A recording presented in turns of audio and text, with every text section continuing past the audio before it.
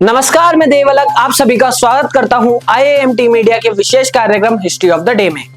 आज के दिन जेट इंजन वाले विमान ने भरी थी पहली उड़ान। विमानन के इतिहास में 27 अगस्त का काफी महत्व है। इसी दिन 1939 में जेट इंजन वाले विश्व के पहले विमान ने जर्मनी से उड़ान भरी थी। इस विमान का नाम हेंकेल हे 178 था, लेकिन यह सिर्फ परीक्षण क्षेत्र तक ही सीमित रह गया और इसे कभी युद्ध में उपयोग नहीं किया गया। हालांकि विश्व का प्रथम जेट वायुयान बनाने का श्रेय रोमानिया के हेनरी कोंडा को जाता है। 1910 में बना कोंडा विमान मिश्र जेट विमान था, लेकिन जटिल कार्य प्रणाली के कारण इसका आगे विकास नहीं हो सका। इसके बाद 1929 में ब्रिटिश वायुसेना के इंजीनियर फ्रैंक वित्तल ने विश्व के पहले टर्बोजेट वायुयान की परिकल्पना की, लेकिन पहला जेट विमान जर्मनी में बना। आज के दिन बम धमाके में मारे गए थे लॉर्ड माउंटबेटन। 27 अगस्त 1979 को लॉर्ड माउंटबेटन की आयरिश रिपब्लिक आर्मी ने बम विस्फोट कर हत्या कर दी थी। इस धमाके में उनके साथ 2 लोग और मारे गए थे। मरने वालों में उनका 14 वर्षीय पोता भी था।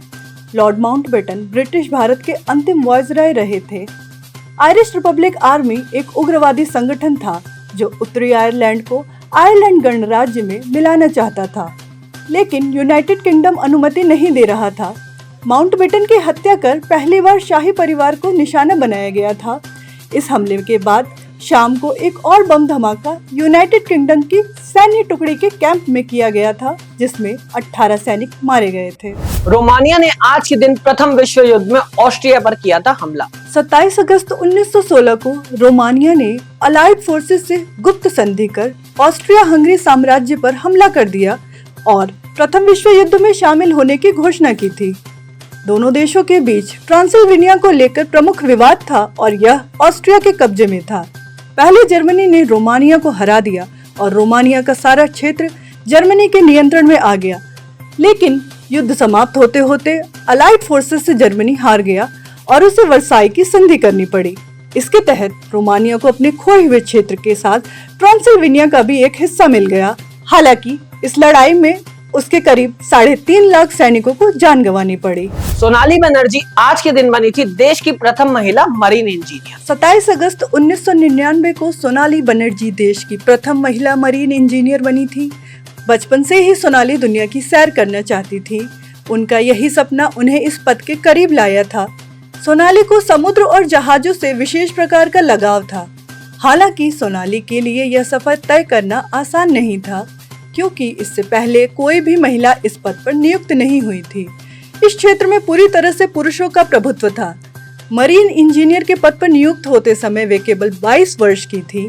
इससे पहले उन्होंने इस पद के लिए 4 वर्षीय पाठ्यक्रम पूरा किया था।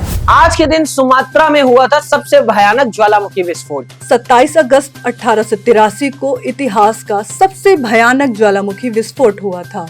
इंडोनेशिया के सुमात्रा द्वीप पर क्राकाटोआ नाम के ज्वालामुखी में हुए विस्फोट की गूंज 3000 मील दूर तक सुनाई दी थी। विस्फोट के बाद हवा में 50 मील तक ज्वालामुखी से निकली राख फैल गई थी और 120 फुट ऊंची सुनामी लहरें उठी थी। इस विस्फोट में लगभग 36,000 लोग मारे गए थे। यह विस्फोट इतना प्रबल था कि इससे द्वीप का लगभग 2/3 भाग पूरी तरह नष्ट हो गया था। इससे निकली राख इतनी घनी थी कि महीनों तक सूर्य की रोशनी जमीन तक नहीं पहुंची थी। इंडोनेशिया में अभी भी करीब 30 सक्रिय ज्वालामुखी हैं। आज के लिए बस इतना ही। कल फिर भेंट होगी इतिहास में दर्ज कुछ और महत्वपूर्ण घटनाओं के साथ। तब तक के लिए देखते रहिए और सब्सक्राइब करिए आईआईएमटी मीडिया।